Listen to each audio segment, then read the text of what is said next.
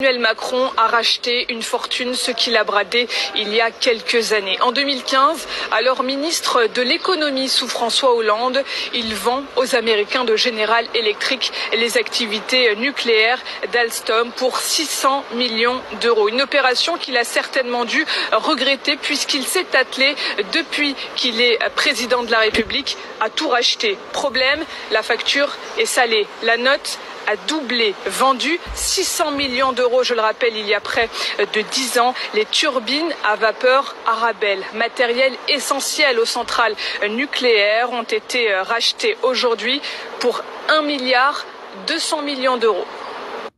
C'est un engagement que j'avais pris à Belfort. EDF reprend dès aujourd'hui les activités nucléaires de General Electric, notamment la fabrication des turbines Arabelle. Un grand pas pour notre souveraineté énergétique. Une fierté française.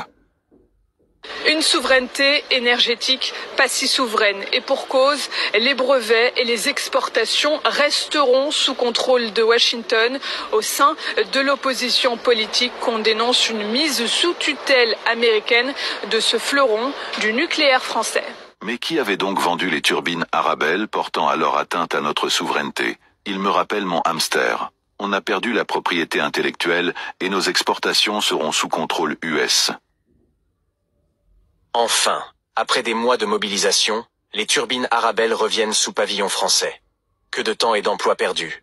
Il faut un grand plan de recrutement et de formation pour toute la filière nucléaire, pour relever le défi de la transition écologique. Des enjeux géopolitiques sont aussi entrés en compte dans cette transaction puisque Rosatom fait partie de la liste des clients et EDF, Électricité de France, désormais acquéreur de ces turbines, s'inquiétait de devoir se soumettre à des sanctions américaines l'empêchant de commercer avec le géant russe du nucléaire. Aucun problème, dit Emmanuel Macron, qui aura montré dans cette affaire un manque de lucidité flagrant.